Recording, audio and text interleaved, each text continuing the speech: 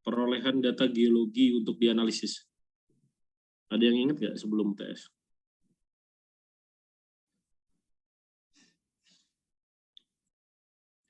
Nah, ini udah pernah lihat belum kalian? Hah? Udah? Udah ya? Oke.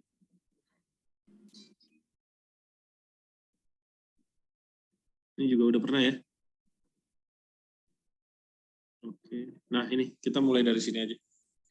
Jadi dulu di minggu lalu kan kita sudah bahas tentang tekstur sedimen ya, tekstur batuan sedimen.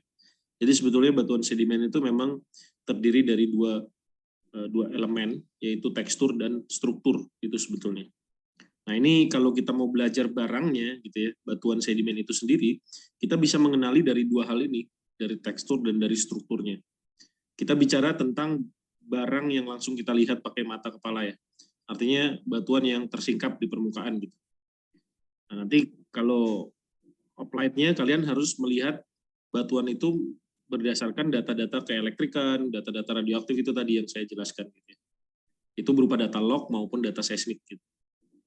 Ya paling tidak kalian paham supaya nanti begitu masuk industri dan bekerja bareng sama geologis, quote and quote sekalian nggak dibohongi lah. Tapi ini dalam tanda kutip ya, artinya bukan dibohongi secara sebenarnya, tapi kalian juga harus paham ya bagaimana kalian menandakan atau melihat atau menamakan atau mendeskripsi batuan sedimen itu. Nah, ini jadi yang pertama itu tekstur. Nah, sekarang kita belajar tentang struktur sedimen. Nah, secara definisi struktur sedimen itu kan artinya adalah kelainan dari perlapisan normal. Jadi nanti karena batuan sedimen yang kita bahas di sini adalah batuan sedimen yang berlapis. Ya, berlapis. Nah, tumpukan dari lapisan itu namanya perlapisan. Jadi kalau lapisannya banyak itu namanya perlapisan. Gitu ya. Nah, kalau dia ada sesuatu yang beda di antara perlapisan itu tidak normal gitu perlapisannya. Artinya ada kelainan dari perlapisan itu. Nah, itu dinamakan struktur sedimen. Nah, di dalamnya juga termasuk kenampakan konfigurasi perlapisan, juga modifikasi dari perlapisan yang disebabkan baik selama pengendapan berlangsung maupun setelah pengendapan berhenti. Jadi struktur sedimen ini bisa terbentuk pada saat atau selama dia mengalami sedimentasi ya, atau pengendapan, maupun setelah pengendapan dia juga bisa mengalami membentuk struktur sedimen. Jadi struktur sedimen itu ada struktur sedimen sekunder, ada struktur sedimen yang syn sedimentation gitu namanya. Namanya syn sedimentation. Kalau disebut struktur sedimen syn ini, syn sedimentation gitu. Syn sedimentation, ada juga yang post sedimentation. Post sedimentation. Nah, kalau yang syn sedimentation itu dia terbentuk pada selama atau pada saat pengendapan. Ya, nanti ada ciri-cirinya tuh.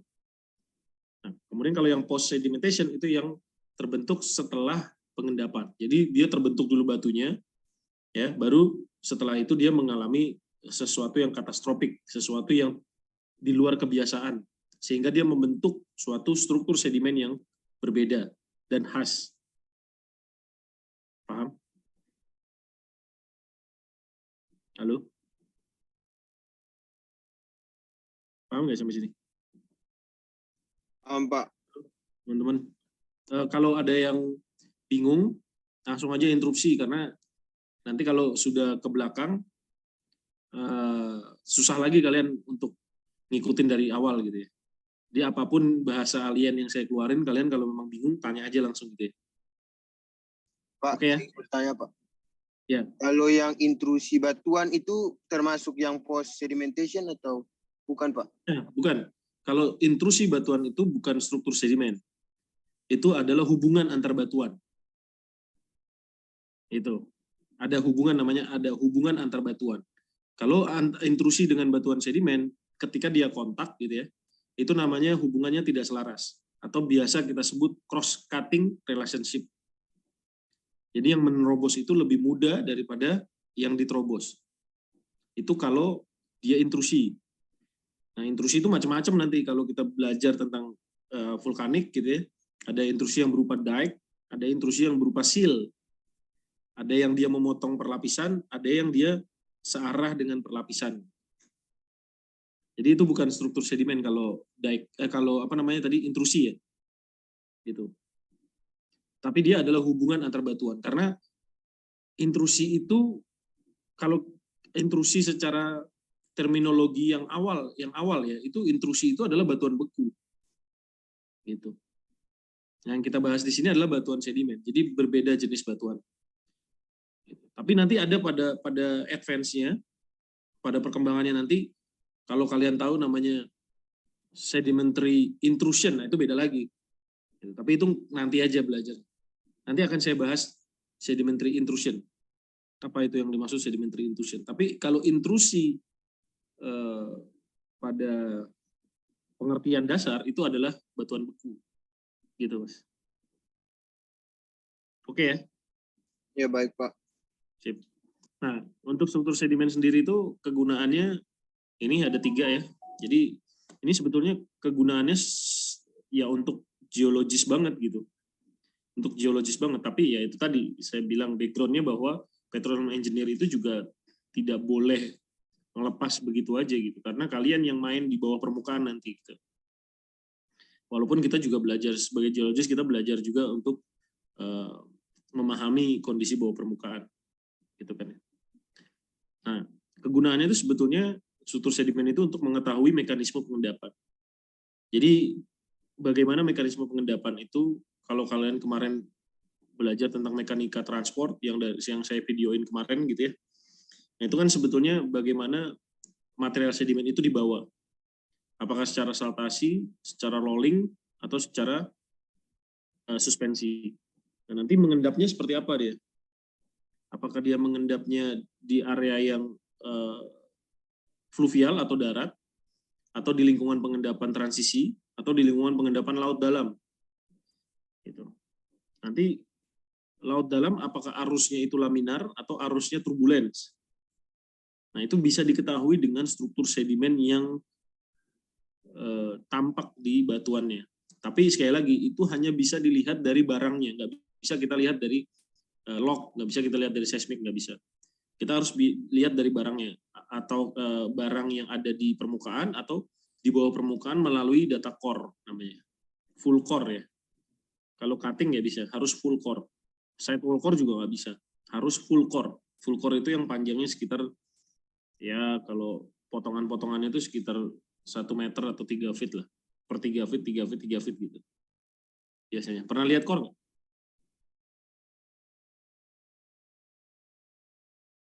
Halo? Belum, Pak. Belum lihat core? Cuman sudah dibilang bentuknya katanya kotak, Pak. Nah, ini core. Ini core nih namanya. Ini core. Jadi ini diambil ketika kita mau melihat mau memastikan batuan di kedalaman tertentu. Nah, core ini biasanya nggak akan semua. Jadi kalau kita ngebor 5.000 feet, nggak 5.000-5.000-nya diambil core-nya gitu, nggak.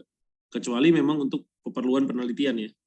Karena 100 meter itu sekitar 800.000 kalau nggak salah. $800.000 itu biayanya. Jadi cukup mahal.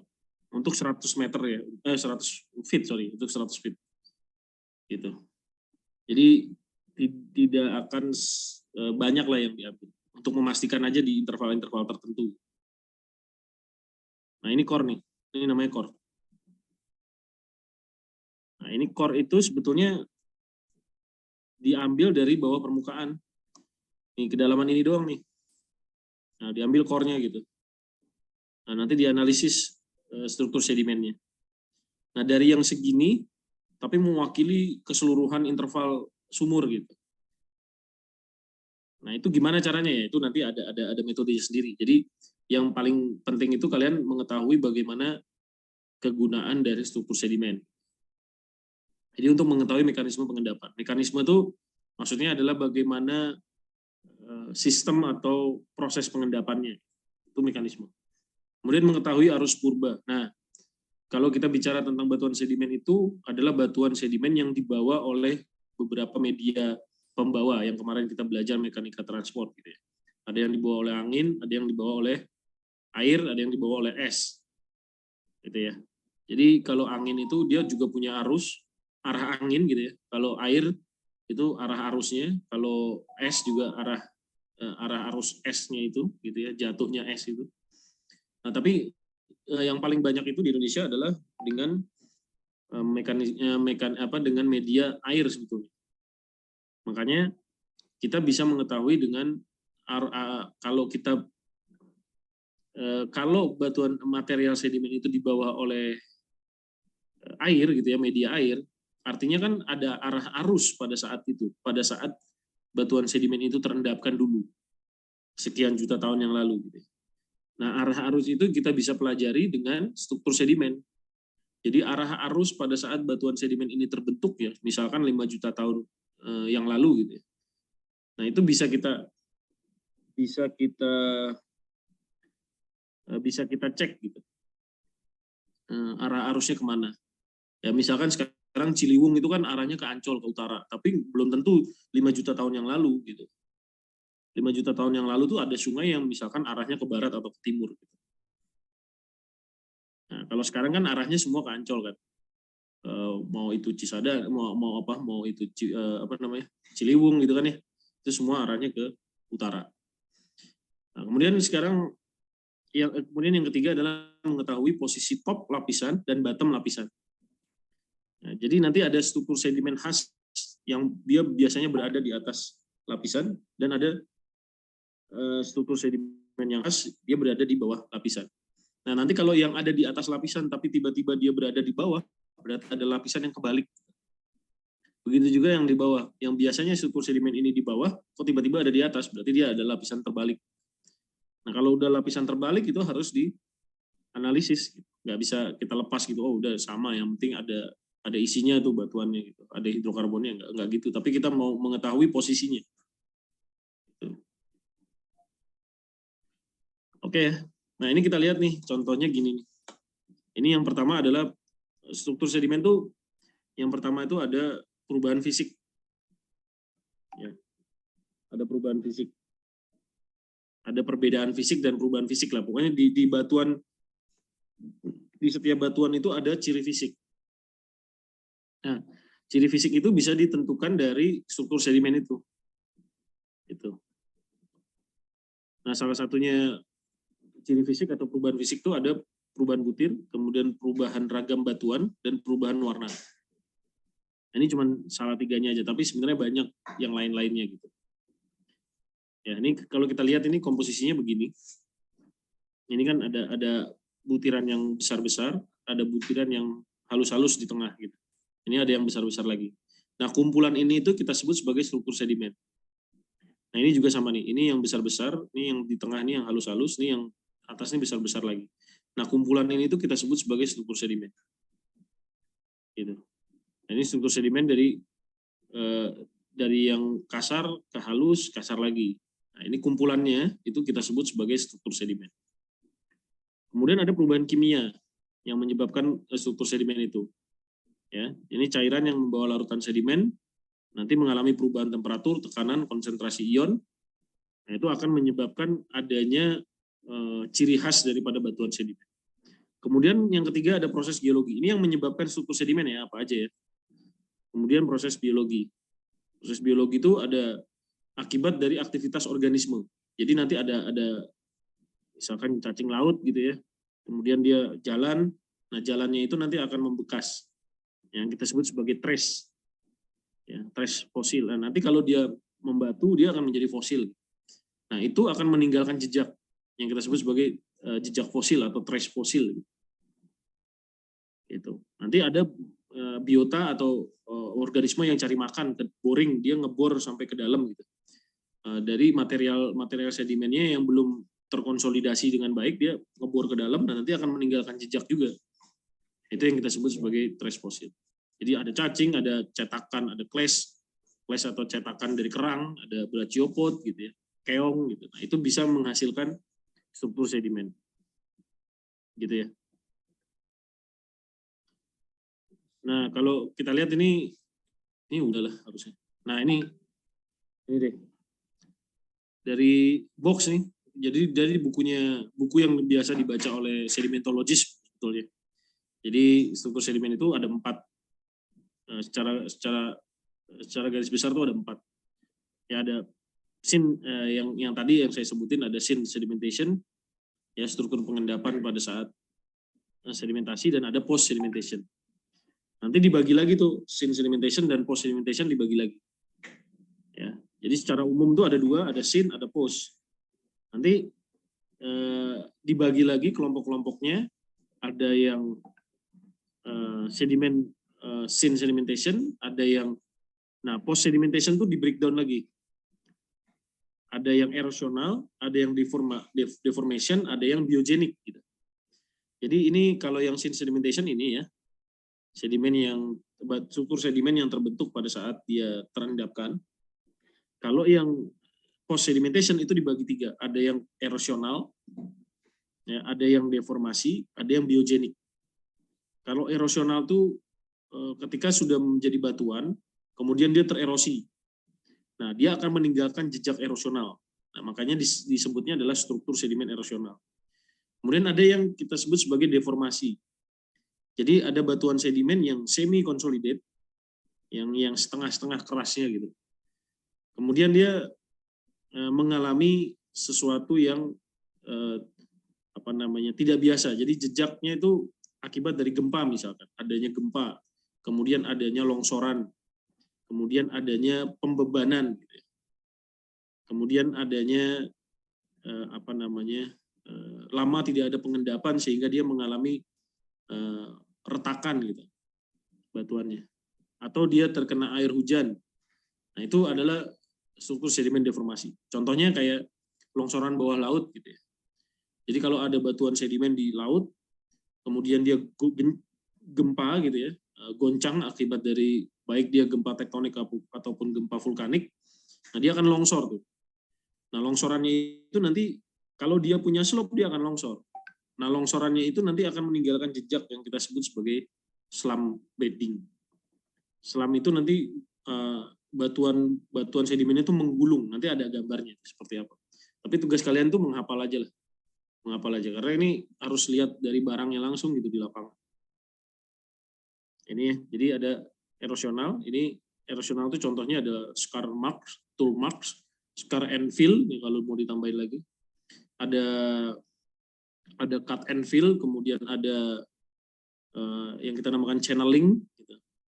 Nah, itu adalah post sedimentation semua. Kemudian kalau deformasi itu ada slump, ada injection, ada fluid escape, ada desiccation crack, gitu ya, ada impact, ada load. Ada load. Nah, nanti hasil cetakannya disebut sebagai load case. Kemudian yang terakhir ada biogenik.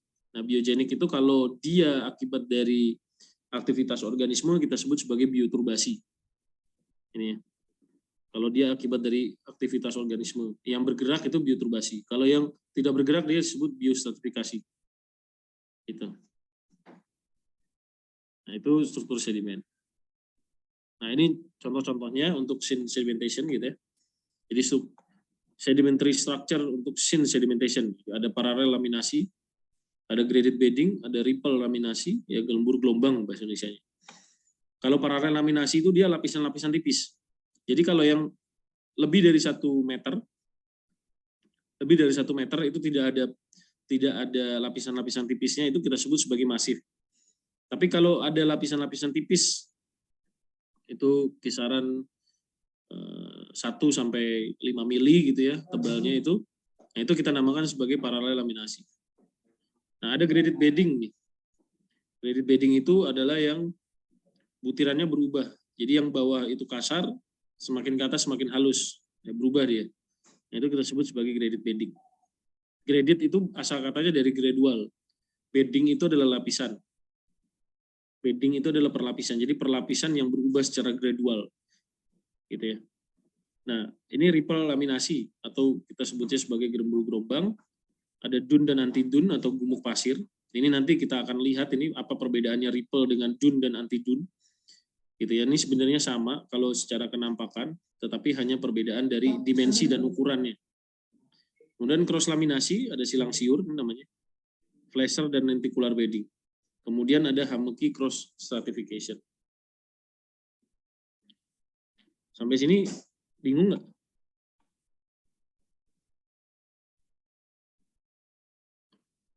Gimana teman-teman?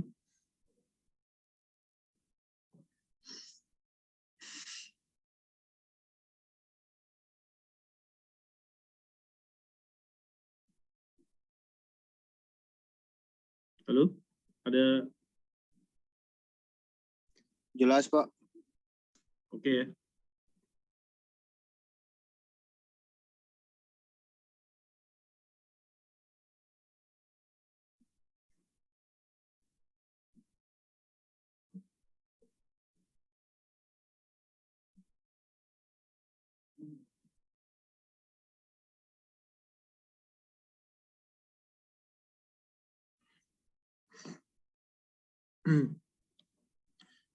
Nah, ini struktur sedimen erosional. Nanti gambar-gambarnya ada, nanti kita lihat aja. Ini struktur sedimen erosional ya. Nah, erosional itu post sedimentasi. Ya, post sedimentasi. Jadi yang sin sedimentation itu kalau selain erosional, deformasi dan biogenik itu adalah post. Itu post semua, tapi selain dari itu adalah sin. Nah, ini ada namanya flood marks atau groove. Kemudian ada impact marks. Ini bekas tertimpa butiran fragmen atau batuan atau fosil. Mau ada channel. Nah, ini nanti kita akan lihat seperti apa. Score atau score and fill gitu ya. Kemudian ini untuk deformasi, slam, convolute, flame, disc and pillar, bell on pillow, landmarks, mud cracks, dan load cast. Nanti kita lihat aja ini seperti apa. Ini ya. Nah, ini gambar-gambarnya nih. Ya, kita lihat nih. Ini adalah laminasi nih. Kan ketebalannya itu tebal sekali, tipis-tipis sekali gitu. Nah, ini yang kita sebut sebagai paralel laminasi atau struktur sedimen laminasi. Nah, struktur ini itu terbentuk pada saat sedimen itu diendapkan atau yang kita sebut sebagai sin sedimentation gitu. Nah, ini dibentuk pada arus yang kencang sebetulnya. Kalau yang seperti ini ya, nanti ada laminasi yang dibentuk atau yang terbentuk akibat daripada arus suspensi, arus yang tenang. Itu. Ini arus yang kencang. Jadi ini bisa terbentuk pada arus yang sangat kencang, bisa terbentuk juga pada arus yang tenang. Kalau yang paralel laminasi seperti ini. Gitu ya. Nah, ini kalau dia berlapisnya intensif begini, ini berarti di laut yang relatif kencang gitu arusnya. Kalau intensif begini. Tapi kalau nanti ada laminasi-laminasi yang agak tebal, nanti laminasinya sedikit, nanti tebal lagi, laminasinya sedikit, nah itu biasanya suspensi. Tapi yang kalau kayak gini nih, ini adalah endapan laut dalam ini, yang seperti ini nih. Perselingan atau laminasi antara batu pasir dengan batu lempung. Nah, ini adalah endapan laut dalam. Akibat daripada arus turbulence, longsoran bawah laut. Gitu. Nah, ini adalah yang kita sebut sebagai turbidite. Nah, ini ciri khasnya itu adalah laminasi seperti itu. Nah, ini ada lenticular bedding. Lenticular bedding itu ini tebal di sini. Ini kalau di lapangan kalian lihat di sini, ini saya nomorin. Ini 6, ini 1 gitu ya. Ini 6, ini 1. Jadi di 1 tuh tipis, dia berubah menjadi tebal itu ke 6. Nah, batuannya berubah ketebalannya. Jadi yang di sini tebal, yang di sini jadi tipis. Nah, ini yang kita sebut sebagai lenticular bedding. Nah, ini contohnya kayak gini. Ini di sini tebal, di sini tipis gitu. Nah, ini udah batuan yang lain nih atas bawahnya. Nah, ini kita sebut sebagai lenticular bedding. Gitu. Ya, ini akibat dari erosional nih. Jadi dia di sini kegerus, nanti masuk sedimen yang lain gitu. Ini sama. Ini dia kegerus dulu, jadi digerus sama dia. Digerus sama erosi dulu. Nah, nanti masuk lagi sedimen-sedimen yang lain. Masuk sedimen-sedimen lain. Makanya dia bentuknya seperti ini. Nah, ini yang kita sebut sebagai struktur sedimen erosional. Nah, ini ada flasher bedding dan lenticular bedding. Sama ini. Jadi dia menebal di satu titik, menipis di titik yang lain. Kalau flasher itu, kalau lenticular bedding itu adalah batu pasir, lensa batu pasir yang tertanam di dalam batu lempung. Tapi kalau flasher itu batu lempung yang tertanam di lapisan batu pasir. Kebalik dia. Kalau lenticular bedding itu lapisan lensa batu pasir tertanam di dalam lapisan batu lempung. Kalau flasher, lapisan batu lempung lensa batu lempung tertanam di dalam lapisan batu pasir. Gitu. Ini contohnya ya. Ini kalau langsung di batuannya ini seperti ini. Nah ini emang kalian harus familiar dulu sih ngelihat batu gitu. Tapi ini tugas kalian hafal aja lah. Struktur sedimen hafal aja gitu. Sementara gitu. Ya ini ada laminasinya, kemudian ada lentikularnya, ada flashernya. Nah ini yang kita sebut sebagai graded bedding nih. Ini yang kan butiran yang bawah ini kasar-kasar gitu ya. Nah kalau kita lihat ini dia gradual ke atas. Berubah secara gradasi gitu. Dia menghalus. Nah ini kasar gitu ya. Berubah ke atas menjadi halus. Nah ini batasnya. Sorry. Gitu. Nah ini akibat dari apa? Akibat dari arus yang berubah. Yang tadinya dia bisa membawa butiran-butiran yang besar-besar, terus arusnya tiba-tiba berubah sehingga dia tidak bisa membawa material yang kasar-kasar lagi, tapi dia mengendapkan material yang halus di atasnya. Nah, itu adalah ciri dari graded bedding. Jadi dia kalau yang disebut graded normal itu adalah yang bawah kasar, yang atas halus, berubah dia secara gradual. Tapi kalau graded reverse graded gitu, kebalik gitu reverse-nya, yang bawah halus, yang atas kasar. Kayak gini nih. Nah ini kalau kita lihat ini ya, di bagian ini. Ini kalau kita lihat butirannya yang bawah halus nih. Butiran yang bawah halus, yang atas kasar. Nah ini disebabkan beda ya, sebabnya beda dengan yang graded normal. Kalau graded normal tadi akibat dari perubahan arus yang tiba-tiba dari yang dia bisa membawa material-material yang berukuran kasar, tiba-tiba dia nggak bisa berubah arusnya. Nah sehingga dia mengendapkan material-material yang lebih halus di atasnya. Tapi kalau reverse graded, ini akibat dari dispersive pressure dan kinetic sieving. Maksudnya apa? Maksudnya butiran yang kasar itu kedorong ke atas, ya akibat yang bawah itu terlalu padat.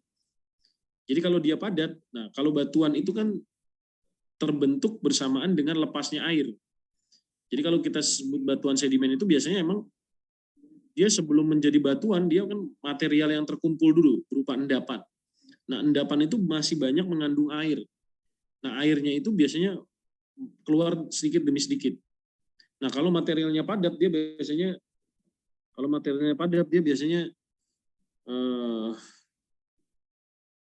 mengumpul gitu, airnya nanti lepas bersamaan dan mendorong material yang kasar ke atas. Nah itu yang kita sebut sebagai dispersive pressure atau kinetic sieving. Kinetic sieving itu material sedimen dengan viskositas yang tinggi. Nah nanti yang halus itu tersaring ke bawah justru. Yang atas itu yang kasar-kasar. Nah ini mekanisme pembentukannya antara reverse graded dengan normal graded beda ya. Jadi kalian bisa lah pelajarin itu. Nah ini penyebabnya. Nah kemudian ini adalah ripple marks. Kalau kalian pernah main ke pantai, pernah main ke pinggir sungai yang banyak pasirnya, itu kalian sering melihat ripple marks, cuman pasti kalian nggak pernah ngeh gitu ya. Nah itu kalau buat sedimentologis gitu ya, itu adalah suatu marking, suatu tanda yang cukup baik gitu, yang cukup bagus untuk menandakan di mana lingkungan ini terdapat, di mana batuan sedimen ini terendapkan, ya kan? Nah ini yang sedang terjadi. Jadi ini modern, ini belum menjadi batu, ini masih berupa material sedimen di modern beach di pantai, gitu. Jadi ini contoh dari ripple marks. Nah, ini digambarkan nanti. Jadi kalau semakin dia flow strength-nya atau semakin dia kekuatan arusnya semakin tinggi, justru yang terbentuk adalah ripple marks yang besar-besar. Tapi semakin dia kekuatan arusnya itu sedikit kecil, nah itu yang terbentuk adalah ripple yang kecil-kecil seperti ini. Nah tadi saya bilang ada nggak perbedaan antara ripple dengan dunes dan anti dunes gitu? Ada. Ripples itu biasanya adalah arus yang masih lower flow regime, artinya arus yang masih tenang, yang masih nggak terlalu besar lah. Nah, dia bisa menghasilkan ripple yang kecil-kecil seperti ini. Tapi begitu arusnya naik, dia akan menghasilkan dunes yang lebih besar dari ripple. Ukurannya bisa 2 kali, tapi dia sebenarnya 1 kali satu kali ripple. Tapi kalau ripple ini 2 kali, dunes ini bisa 1 kali aja. Nah, kalau dia arusnya lebih kencang lagi, dia anti dunes. Jadi seperti dunes, tapi dia nanti di dalamnya tuh terbalik nih lapisan-lapisan kecilnya. Gitu. Sampai sini bisa ditangkap nggak? Atau bingung? Ini ngomong apa gitu ya pasti.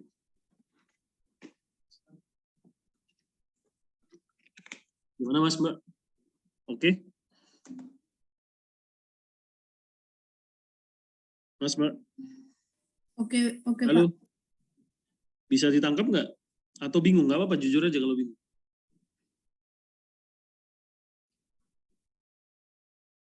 Hah? Jadi kalau kalian sering lihat di pantai itu, ada ombak yang ke arah pasir gitu kan. Ombaknya kan ke arah darat gitu ya. Ke arah pantai. Nah itu biasanya abis dia ke arah pantai, terus dia narik lagi ke arah laut kan. Ombak itu. Nah dia akan menyisakan bentukan-bentukan yang seperti ini. Gitu. Terus begitu lagi ombaknya datang, nanti narik lagi dia ke arah laut lagi gitu kan. Ombaknya datang ke arah darat, nanti dia narik lagi gitu. Pernah lihat nggak? Atau nggak ada yang pernah ke pantai? Pernah, Pak. Pernah kan? Ya. Jadi gitu ya. Ya gitu. Dia narik lagi, dia ke arah darat, terus dia narik lagi ke arah laut. Dan ini akan menyisakan bentukan yang seperti ini. Ini namanya geometri Ripper-Marx. Nah ini kalau udah jadi batu nih, kayak gini dia nanti. Nih kalau udah jadi batu begini. Nah kalau ini yang modernnya, yang belum jadi batu, yang masih material gitu, ini udah jadi batu. Nah ini kalau di yang pasirnya nih belum jadi batu. Oke. Nah ini yang kita sebut sebagai cross bedding. Jadi lapisannya itu silang siur. Jadi yang harusnya lapisan normalnya itu kan yang warna biru ini. Warna biru ini. Nah kalau yang di atas ini dia lapisannya begini, saling potong memotong gitu. Nah ini yang kita sebut sebagai cross bedding. Nah ini seperti ini. Dia potong, ini lapisannya ada yang begini.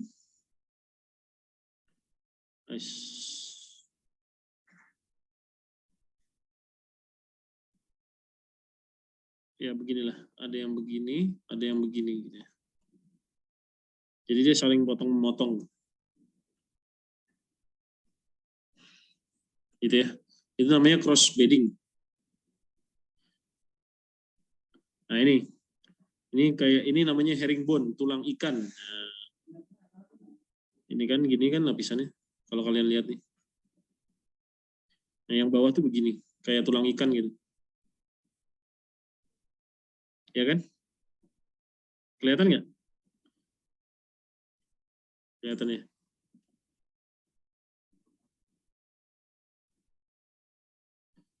Ini juga cross bedding namanya. Nah, ini Hamaki Swelly cross stratification. Jadi dia membentuk seperti ini, cembung di atas, cekung di bawah. Ya. Nah, ini biasanya dibentuk oleh badai, storm. Ya.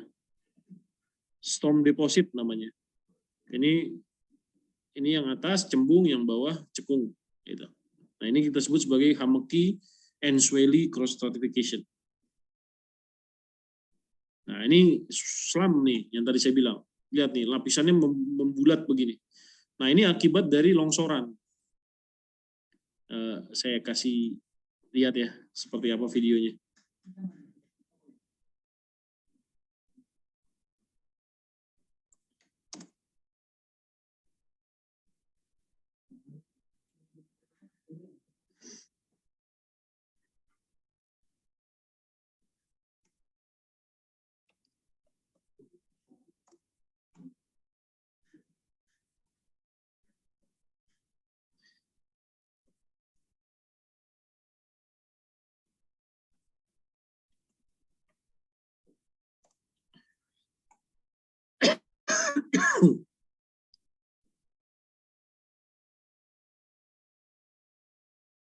how do you find your ideal clients between ink pool and people? Introducing Lucia. Turbidity currents are density-driven pools and rivers. Here are shown usually at the bottom of the ocean. Nah, saya langsung connect ke ini. Nah, ini kelihatan nggak? Kelihatan nggak? Kelihatan bang. Nggak tahu nih ada suaranya nggak? Ada suaranya nggak? Ada. Nah, ini itu. Turbidity currents in laboratory apparatus. This first Nah, ini lingkarannya ini kan ke arah sini nih. Nah, ini adalah selam. see clearly that turbulent head. Oh, ini slope-nya nih. tail behind. Jadi ini laut dangkalnya turun ke arah laut dalam nih. Nah, ini lihat. It looks very similar. Once again, you can see the turbulent head. The body Di dalamnya ini arusnya turbulen nih. Gitu. Suara saya kedengeran nggak tapi? with the turbidity current running toward you. Kedengeran Kak. Here's a turbidity current running again Nah, down itu the lihat. same slope. Nah, ini selamnya itu akibat dari bundaran-bundaran ini. Once again, a turbidity current running down a ramp, but this time entering into an open basin, spreading out in a lobe-based shape, Nah, di ujungnya nanti akan membentuk graded bedding. almost over. Nah, ini masih selam semua.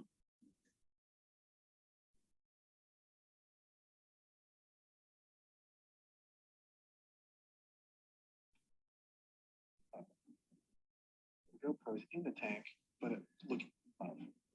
Nah, itu. Nah, ini dia di ujungnya itu akan membentuk seperti kipas gitu kan. Ini kan seperti kipas tuh.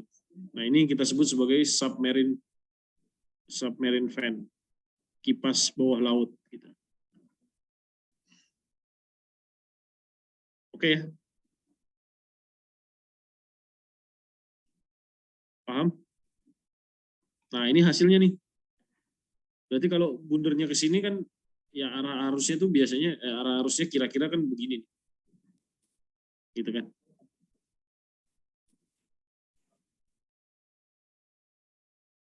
Ya, paham nggak ini? Paham. Bang Ya, mau nanya. jadi Mau nanya, Pak. ini lipatannya bukan karena struktur geologi ya, tapi karena sin sedimentation gitu. Post sedimentation akibat daripada apa? Akibat dari arus turbulence atau turbidite. Gitu ya. Jadi sedimen yang semi consolidated. Ini selam. Nah, ini convolute yang dimensinya lebih kecil daripada selam. Mekanismenya sama, teman, dia lebih kecil dimensinya. Kalau selam itu besar ya. Nah, ini disk and pillar. Disk and pillar itu ini ya. Ini disk, ini bentuk piringan-piringan seperti ini, seperti piring gitu namanya, makanya disk and pillar. Kalau ini yang pilar structure. Ini disknya, ini pilarnya.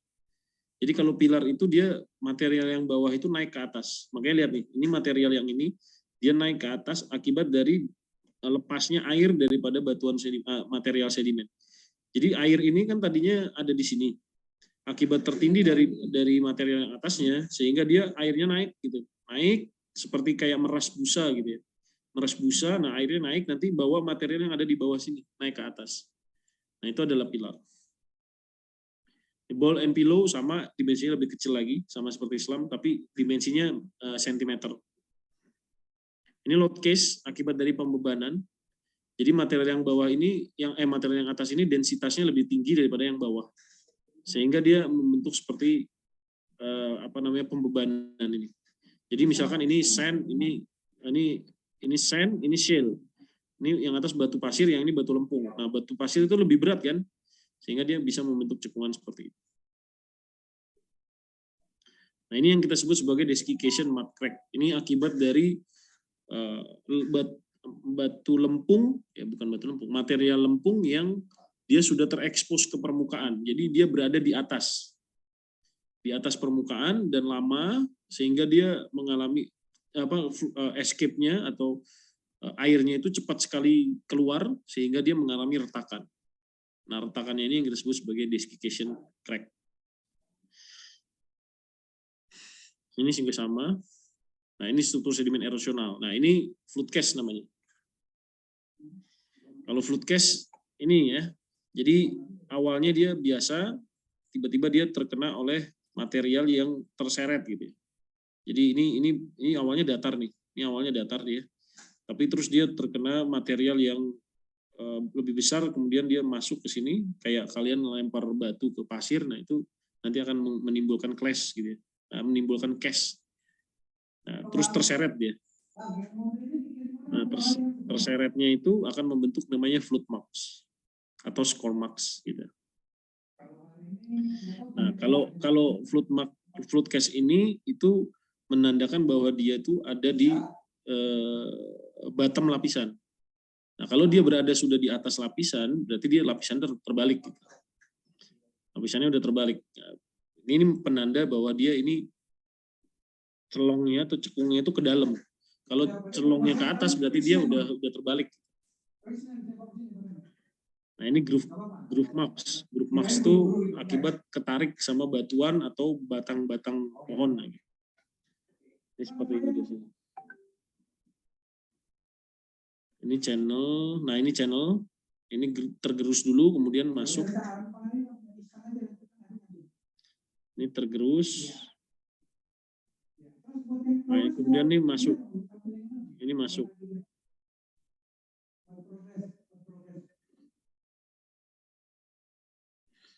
Ini juga sama, ini skor ya. Jadi ini awalnya batuan yang ini yang ada, kemudian dia tererosi, kemudian masuk batuan yang lain. Ini juga sama ya.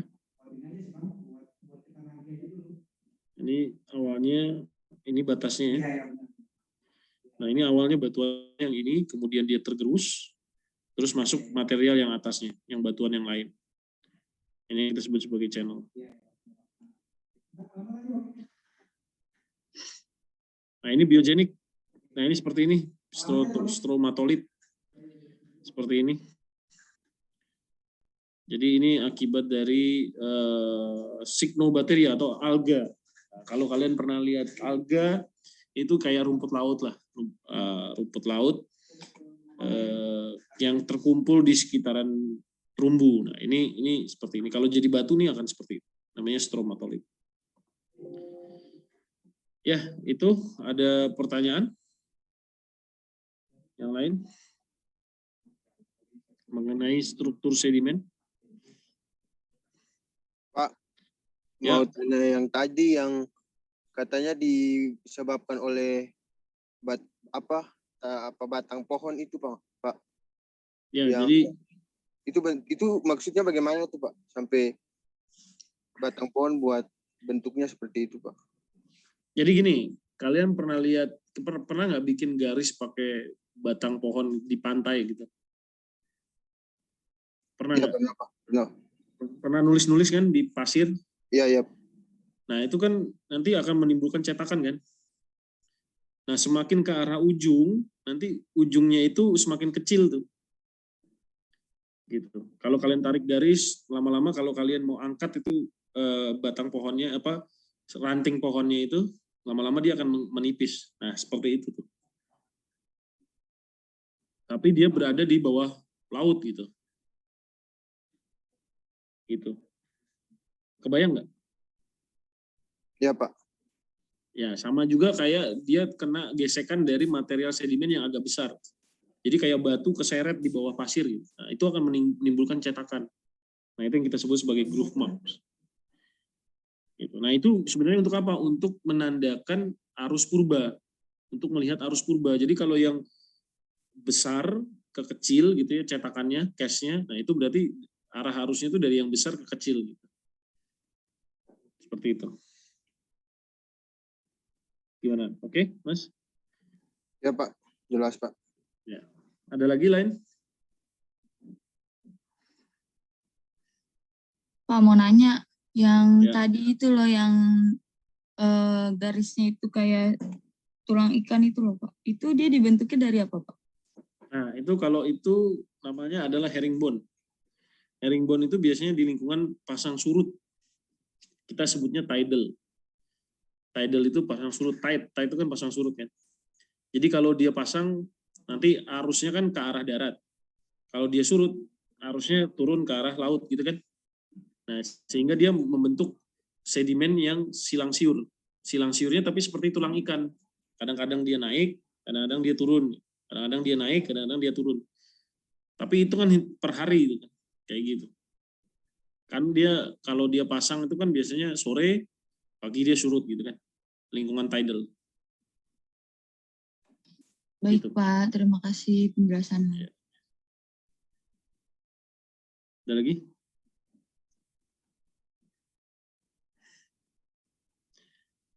Lingkungan pengendapan.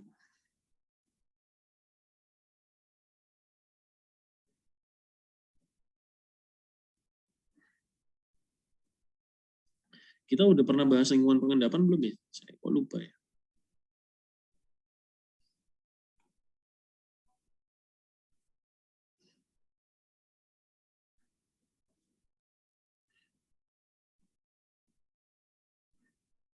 Bentar ya.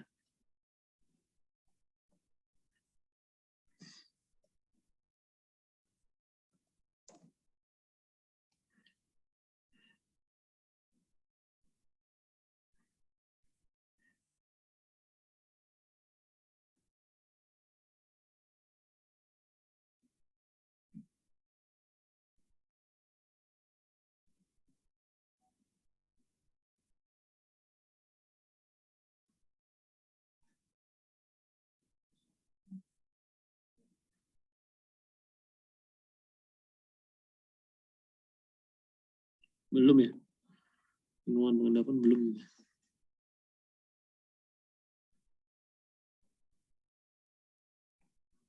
Oke, sedikit deh tentang lingkungan pengendapan.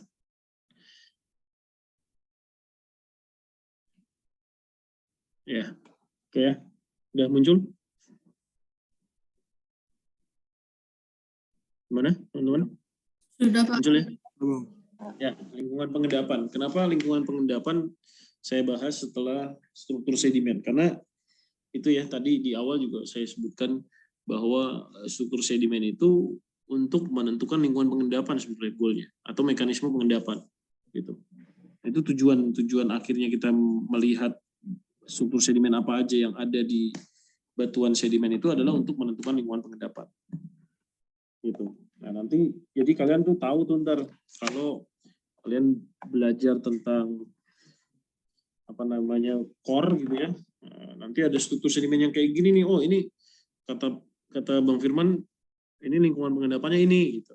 Jadi paling enggak tuh walaupun enggak ahli banget tapi pernah belajar lah gitu. Ya karena petroleum engineer ya ada ininya sendiri gitu ya, ada spesifikasinya sendiri. Bentar ya.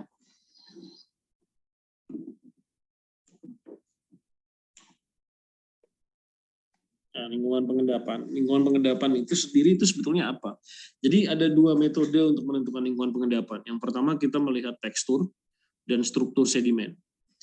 Yang kedua itu dengan kita melihat fosilnya. Jadi kumpulan fosil itu bisa menentukan kedalaman air seberapa dalam batuan sedimen itu waktu dia terendapkan. Jadi kumpulan fosil-fosil itu bisa juga menentukan paleoenvironment gitu ya, paleoenvironment atau paleobatimetri. Gitu. Nah, tapi kalau kita lihat dari data core atau dari data lapangan gitu ya, itu kita lihatnya dari kenampakan langsung dari tekstur dan dari strukturnya. Gitu. Nah, lingkungan pengendapan itu apa sih sebetulnya? Nah, ini lingkungan pengendapan itu adalah tempat mengendapnya material sedimen. Ya, di dalamnya itu akan mencirikan kondisi fisik, kimia, dan biologi. Gitu. Jadi tempat mengendapnya material sedimen. Jadi sebelum jadi batuan tuh dia material dulu, material yang terendapkan. Ya, yang nantinya akan menghasilkan ciri fisik, kimia, dan biologi. Itu adalah lingkungan pengendapan. Kemudian pengertian yang kedua dari penulis kedua ini dari Raymond tahun 2002, dia bilang lingkungan pengendapan itu adalah suatu daerah di permukaan litosfer, baik di atas maupun di bawah permukaan laut, yang dicirikan oleh serangkaian ciri kimia, fisika, dan biologi yang khusus. Ini ya. Jadi itu adalah lingkungan pengendapan. Jadi tempat terkumpulnya material sedimen dengan nantinya akan menghasilkan ciri fisik, kimia, dan biologi. Nah ini kalau kita lihat secara global, ini adalah lingkungan pengendapan dari batuan sedimen. Dia bisa terbentuk di darat, bisa terbentuk di transisi, ini transisi. Ini adalah darat ya. Ini transisi, batasnya di sini. Laut dangkal, dan ini adalah laut dalam batasnya. Itu. Ini darat nih. Ini laut. Laut dangkal, ini laut dalam. Laut darat itu ada lake, danau. Kemudian ada glacier. Ada desert, ini darat semua. Ada fluvial, river. Gitu. Nah, ini semua adalah darat. Kemudian masuk ke transisi ada delta. Nanti ada estuarin, ada tidal. Ada shelf atau kita sebutnya sebagai beach. Ya, kemudian ada reef nanti. Dan ada continental slope. Ini semua transisi. Nah, kalau laut dalam ini adalah deep sea. Nanti ada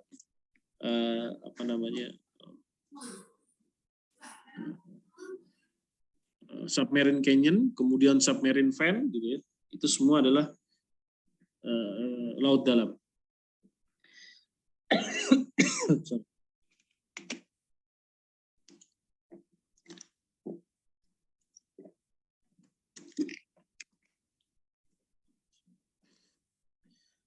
Nah, ini lingkungan secara umum itu ada darat atau kita sebutnya kontinen, ada coastal atau kita sebutnya transisi, gitu ya. Kemudian laut atau marine. Nah, itu lingkungan yang secara umum, ya, lingkungan secara umum. Nah, nanti di transisi itu ada tidal, macam-macam nih lingkungan pengendapannya. Ya, contohnya ada tidal flat, ada beach, pantai, ada delta, ada estuarin atau estuarium. Kemudian marine itu ada shelf, ada deep marine. Jadi ada paparan, ada laut dalam. Gitu ya. Nah, ini kita lihat di sini. Sorry, jangan yang ini deh. Nah, ini langsung ini aja. Jadi darat itu ada lingkungan kipas darat atau kita sebut sebagai alluvial fan. Jadi kalau kalian lihat di bukit-bukit ada longsoran, longsornya itu langsung jatuh ke lembah. Nah, nanti di lembah itu akan membentuk kipas. Nah, ini yang kita sebut sebagai alluvial fan. Nah, ini seperti yang tadi saya gambarkan di laut dalam. Kalau laut dalam namanya submarine fan, kalau di darat namanya alluvial fan. Kemudian nanti ada danau atau lakustrine, ada eolian, ada fluvial atau sungai, dan ada glasial atau es. Nah, ini lingkungan darat semua. Nah, ini contohnya alluvial fan, jadi ada bukit-bukit, kemudian dia longsor gitu ya. Nah, material-material sedimen itu jatuh ke bawah. Nah, di bawah lembah itu akan membentuk suatu kipas. Nah, yang kita sebut sebagai kipas alluvial atau alluvial fan. Nah, nanti ada sungai yang lurus. Jadi dari alluvial fan ini nanti akan tererosi lagi dia, terbawa oleh media air. Nah, nanti masuk ke dalam yang namanya sungai. Nah, sungai itu ada dua nanti, ada yang sungai braided, ada yang sungai meandering. Kalau dia masih di perbukitan atau sungainya itu masih sungainya itu masih punya slope yang steep, yang tajam, itu biasanya sungainya lurus-lurus. Nah, itu yang kita sebut sebagai braided. Jadi dia slope dasar sungainya itu slope-nya tajam, steep gitu ya. Nah, itu yang kita sebut sebagai braided stream. Tapi kalau nanti sungainya itu udah jauh dari bukit, ya lebih ke slope-nya itu lebih datar, lebih gentle, dia akan membentuk suatu sungai yang meandering, yang berkelok-kelok. Nah, contohnya apa? Contohnya kayak sungai-sungai Amazon gitu ya. Sungai apa lagi? Yang berkelok-kelok itu ya. Mahakam, Sungai Mahakam, tapi dia jauh dari braided-nya gitu. Nah, itu dia bentuknya meandering seperti ini. Nah, itu sebenarnya cuma beda di slope-nya. Yang braided itu lebih steep, yang meandering itu lebih gentle. Gitu ya. Nah, ini transisi contohnya ada shore atau pantai. Jadi kalau saya bilang shore itu adalah pantai, nanti back shore itu belakang pantai gitu. Foreshore depan pantai. Gitu. Itu offshore nanti lebih jauh ke arah laut gitu. Gitu ya. Kemudian estuarin ini adalah laut yang menjorok ke darat gitu. Istilahnya apa ya? Kalau kita bilang selat ya, apa ya? Ya itulah estuarin lah, saya bahasanya estuarin. Delta itu, nah estuarin dengan delta ini bedanya kalau estuarin itu sedimennya lebih sedikit, kecepatan naiknya muka laut itu lebih cepat daripada sedimen yang datang. Kalau delta itu sedimen yang datang lebih cepat daripada kenaikan muka laut. Paham ini? Bedanya antara estuarin dengan delta. Kalau delta itu sedimennya lebih cepat datangnya dari sumbernya ke arah laut. Nah, air lautnya tuh naiknya lebih pelan, lebih kecil daripada jumlah sedimen yang datang, sehingga dia akan membentuk delta. Tapi kalau estuarin dia jumlah sedimen yang datang lebih sedikit daripada kecepatan naiknya muka laut. Kemudian ada lagoon, kemudian ada tidal flat. Nah, kita lihat. Kalau marine ada shelf, ada batial, laut dalam.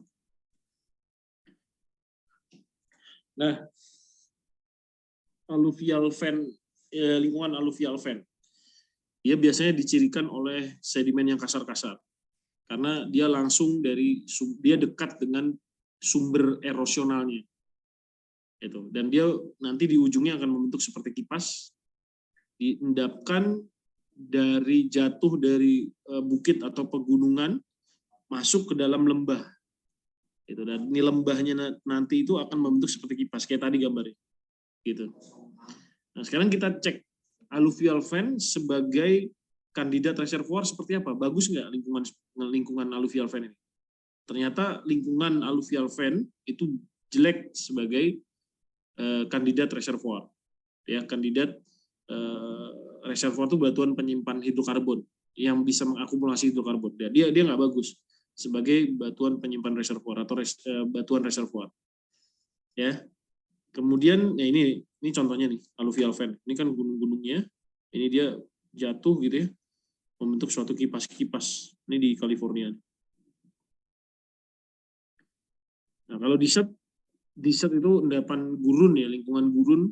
Ya, berarti ini di atas permukaan laut nih. Nah, ini dicirikan oleh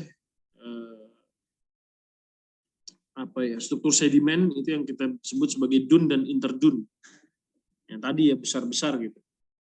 Kemudian gimana potensinya dia sebagai reservoir? Potensinya itu dia bisa bagus, bisa enggak. Tergantung nanti nilai porosity dan permeability-nya. Tapi kebanyakan di desert environment ini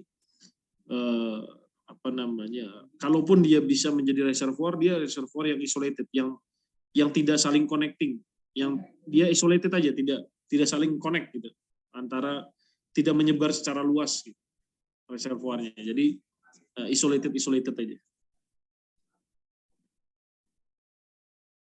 Ya, kemudian seperti ini dapat. Kemudian braided stream itu yang tadi saya bilang. Jadi sungainya itu masih lurus-lurus karena slope-nya dia punya slope yang steep, gitu, yang masih steep.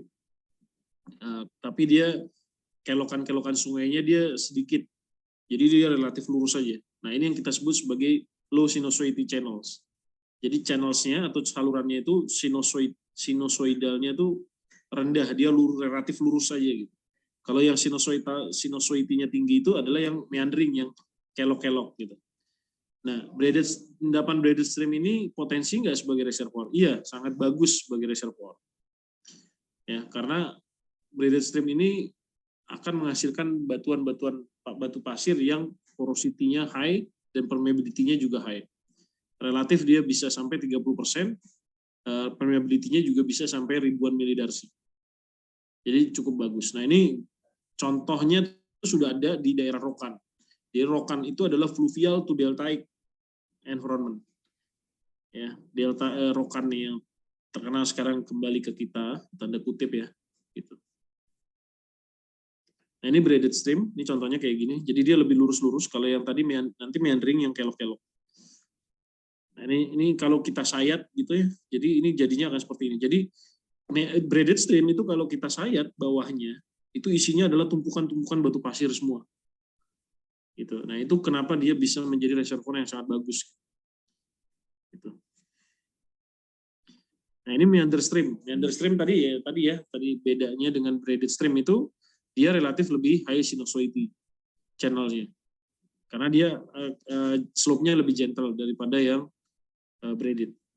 Kemudian potensinya sangat baik juga, sama seperti braided stream, dia punya porosity relatif bahkan sampai 30%, dan permeability-nya juga bisa mencapai ribuan milidarsi. Dan dia connecting dengan sosrok ya, sosrok dalam pengertian petroleum system ya di sini.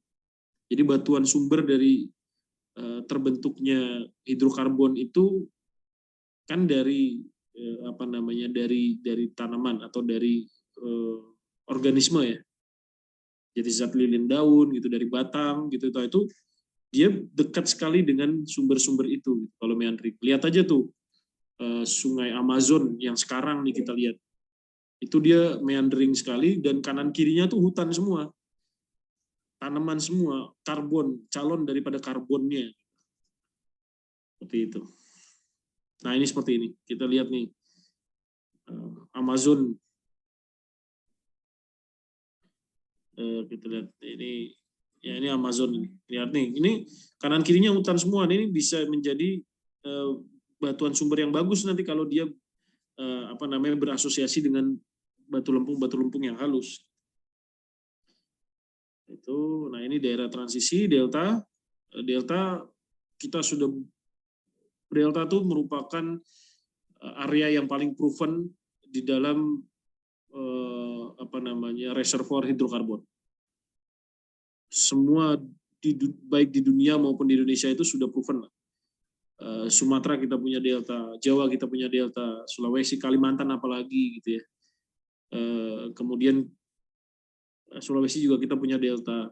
Nah, itu sudah lapangan yang paling proven itu ketika kita punya sedimen yang diendapkan di lingkungan deltaik gitu. Dan itu proven besar-besar sekali gitu. Sumatera Selatan, Sumatera Tengah, itu semua delta semua. Karena reservoirnya itu bisa sampai 35% porositasnya, dan permeability-nya sampai ribuan milidarsi, dan itu proven ya. Banyak sekali kalau nanti kalian KP atau apapun, tanya aja sedimennya ini lingkungan apa. Itu delta salah satunya ya, tapi memang yang paling besar itu di Indonesia adalah delta. Ini contoh klasifikasi delta gitu ya. Ini ada fluvial dominated delta, ada tide dominated delta, dan ada wave dominated delta. Gitu.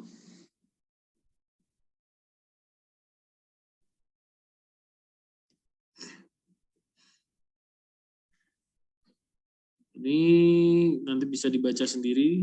Nah, ini kalau pernah main ke Pulau Pari ini kayak gini gitu ya. Ada yang pernah main ke Pulau Pari?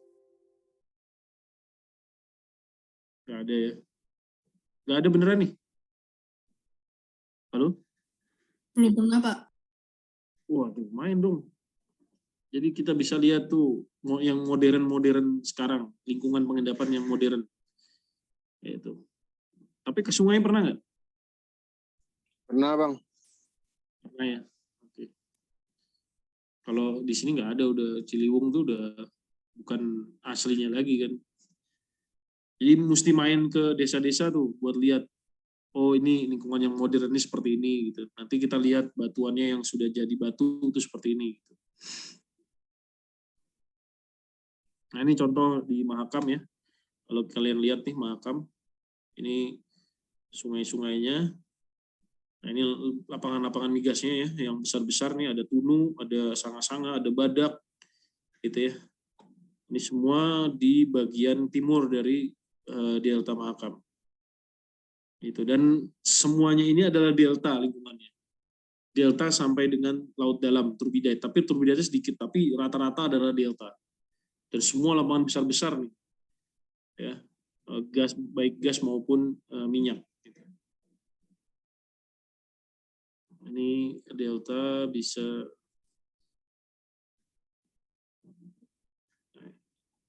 saya terusin aja dulu ya. Nah, kalau ini lagun itu adalah suatu daerah yang relatif dangkal karena terpisah dari laut dalam yang ditutupi oleh barrier island. Jadi lagun itu sebenarnya adalah kolam air sebelum laut terbuka gitu ya. Sebelum laut terbuka, tapi dia punya barrier, nanti ada barrier island-nya, ada pulau pembatas gitu. Nah, itu kalau kalian pernah main ke Sulawesi itu ada yang kita sebut sebagai lagun. Nah, dia restricted, dia terbatas terhadap laut terbuka. Itu. Jadi pergerakan airnya kadang-kadang dia tidak langsung terbuka ke open marine gitu. Nah, itu punya ciri khas sendiri dia, lingkungan pengendapan lagun itu. Gitu ya. Nah, tidal flat itu adalah lingkungan pasang surut. Ya, lingkungan pasang surut. Ada yang namanya subtidal, ada intertidal dan supratidal. Kalau subtidal itu yang tidak pernah terbuka, lingkungannya selalu di bawah air. Makanya namanya sub. Jadi lingkungan pasang surut tapi yang selalu berada di bawah air. Kalau intertidal kadang-kadang dia kebuka, kadang-kadang dia ketutup sama air. Kalau supratidal yang nggak pernah ketutup sama air, tapi dia kena dampaknya gitu. Kena dampak dari kena dampak dari pasang surut, tapi dia nggak pernah ketutup sama air. Itu adalah ya subtidal, intertidal dan supratidal. Nah, ini contoh sedimennya nih. Kalau tide seperti ini. Jadi ciri khasnya dari tidal, sedimen tidal itu adalah ada batu bara. Di atasnya pasti dibatasi oleh batu bara. Gitu. Ada baik dia sim maupun dia flake dari batu bara. Sim itu lapisan ya. Nah, kemudian kita masuk ke shallow marine siliciclastic. Jadi ada apa aja tadi? Ada darat, transisi. Nah, sekarang shallow marine siliciclastic. Ini dicirikan oleh lingkungannya tuh kedalamannya 10 sampai 200 meter. Paling dalam 200 meter, lebih dari 200 meter itu udah masuk ke laut dalam. Gitu. Ya. Jadi shallow marine siliciclastic ini ya salah satu itu termasuk di dalamnya juga delta, estuarin, tidal gitu. Storm, beach itu semuanya adalah masuk ke shallow marine siliciclastic. Dan bagus sekali sebagai potensi reservoir di shallow marine siliciclastic. Nah, ini contohnya nih, ini di Mahakam juga ini, di Delta Mahakam. Ini batuan-batuan di permukaannya, ya. Kemudian kita analogkan ke bawah permukaan gitu, sehingga kita bisa menemukan lapangan-lapangan migas yang cukup besar di Kutai Basin.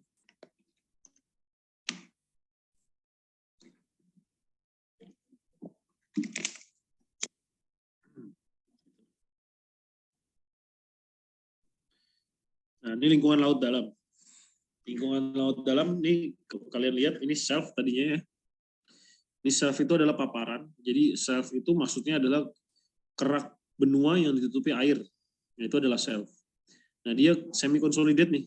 Begitu ada goncangan atau gempa, nah dia longsor. Longsornya itu melalui canyon ini yang kita sebut sebagai submarine canyon gitu ya, atau shelf canyon. Nah, di ujungnya nanti akan dia membentuk seperti loop-loop seperti ini atau fan-fan seperti ini. Gitu ya, akan membentuk fan-fan seperti ini. Nah, ini kalau kita coblos nih lingkungan yang seperti ini banyak sekali minyaknya gitu. Contohnya tuh ada lapangan saya lupa yang di sebelah timur Delta Mahakam tapi jauh ke arah hampir ke Sulawesi, itu ada lapangan di situ. Nah, itu adalah laut dalam tuh, sedimen-sedimen laut dalam reservoirnya gitu. Karena lihat aja nih, dia numpuk kan batu pasirnya yang potensi sebagai reservoir. Ini laut dalam seperti ini. Nah, ini secara umum gitu ya, kalau kalian mau lihat berapa sih kedalaman airnya gitu. Kalau brackish atau fluviomarine atau brackish itu yang kita sebut sebagai fluvial gitu ya, atau kalau di delta itu delta plain. Atau nama lainnya adalah backshore gitu. Itu adalah lingkungan yang kita bilangnya itu litoral gitu.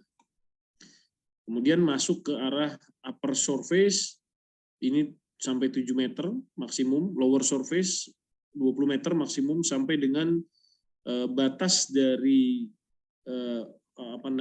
neritik, atau neritik itu adalah batas dari lingkungan laut dangkal lah ya, itu sampai 200 meter. Nah, lebih dari itu udah masuk ke dalam batial atau abisal atau laut dalam. Itu ini kalau kalian mau lihat nih, itu ya kedalamannya. Itu. Nah, di Indonesia tuh ada yang bentuknya rem itu maksudnya slope-nya tuh gradual, ada yang tiba-tiba begini, gitu. Jadi dari edge-nya, dari ujungnya ini tiba-tiba langsung palung. Gitu. Nah, itu kita sebutnya rim. Jadi ada rem, ada rim. Gitu. Ya. Itu, nah ada yang shallow water carbonate. Jadi ada laut dangkal yang dia memproduksi banyak batuan-batuan karbonat. Batuan karbonat itu maksudnya batuan yang CaCO3-nya lebih dari 50%. Tapi kalau dia karbonat yang murni itu lebih dari 95%. Artinya dia batu gamping. Batu gamping itu terbentuk dari dari terumbu karang yang mati.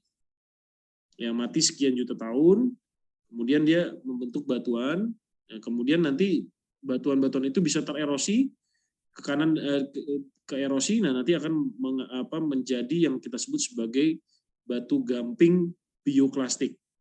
Tapi kalau batuan karbonat itu sebenarnya tumbuh, dia batuan non klastiknya, tapi ada batuan karbonat yang klastik, yang kita sebut sebagai batuan karbonat bioklastik. Gitu. Itu juga potensinya sebagai reservoir bagus banget. Terbukti dari Bojonegoro, ExxonMobil menemukan cadangan terbesar di tahun 2001 itu adalah dari karbonat, gitu ya, dari reef, ya, terumbu, batuan terumbu.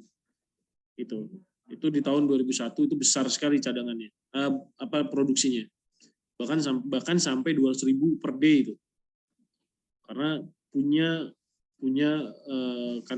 potensi reservoir yang sangat bagus. Nah, ini contohnya reef ya, reef ini. Nah, itu. Oke, kemudian ada laut dalam. Ini laut dalam seperti ini. Tadi ada submarine canyon yang tadi saya bilang. Ini kemudian ini adalah fan-fan-nya gitu ya. Nah, ini potensi sebagai reservoir tuh di fan-fan-nya. Gitu. Ya, oke ini. Nah, ini nanti kalian bisa lihat batuan sedimen dengan lingkungan pengendapannya dari data log. Kita menggunakan data log gamma ray namanya. Log gamma ray itu dia melihat jumlah radioaktif yang terkandung di dalam batuan. Radioaktif itu banyaknya dari mineral-mineral feldspar ya, atau ubahannya. Nah, ubahannya itu bisa menjadi mineral clay atau clay mineral.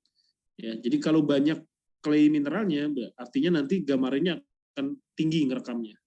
Atau kalau banyak lempungnya lah, kalau batuan tersebut banyak lempungnya akan terekam gamma ray-nya tinggi, ke kanan dia.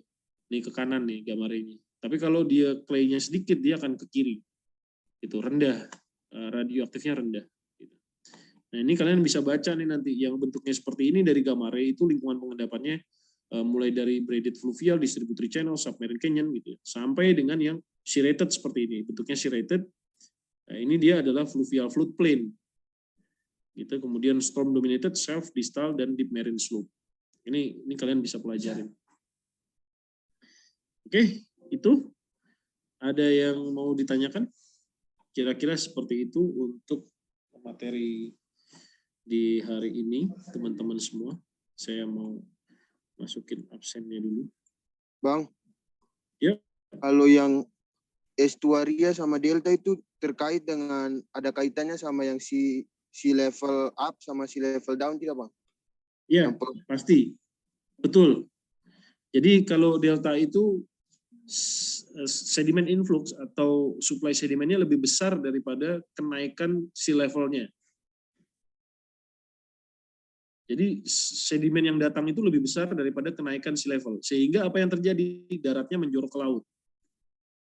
Tapi kalau estuarin atau estuaria, dia sedimennya itu lebih sedikit influxnya dibandingkan dengan kenaikan muka laut. Jadi kenaikan muka lautnya lebih cepat. Sehingga lautnya menjorok ke arah darat. Itu estuarin dengan deltaik bedanya. Ya Bang, kalau slope itu apa Bang? Yang tadi di sungai itu yang katanya beda yang di atas sungai yang di atas gunung yang di atas dataran tinggi itu slope-nya lebih tinggi. Oh, itu braided stream. Itu slope-nya itu maksudnya apa? Kedalaman atau Bukan, slope itu kemiringan. kemiringan? Oh iya bang. Kemiringan, Mas. Jadi kalau kita punya kemiringan dasar sungainya itu lebih steep, lebih tajam, dia akan membentuk sungai-sungai yang relatif lurus. Gitu. Jadi kalian kalau lihat sungai-sungai masih di atas gunung itu lurus-lurus tuh, jarang kelok-kelokannya. Iya enggak? Tapi kalau sudah mengarah ke hutan-hutan, nah itu kelokannya banyak tuh, kelok-kelok, meandering dia biasanya. Hutan-hutan tuh udah mulai datar kan, datar-datar gitu, udah mulai mengarah ke laut-laut gitu ya, dataran-dataran rendah. Nah itu biasanya sungainya berkelok-kelok, gitu. Karena slope-nya itu lebih gentle. Itu Mas. Baik bang, terima kasih.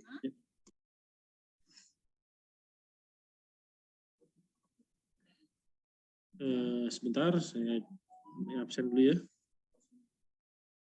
Nah sekarang kalian buat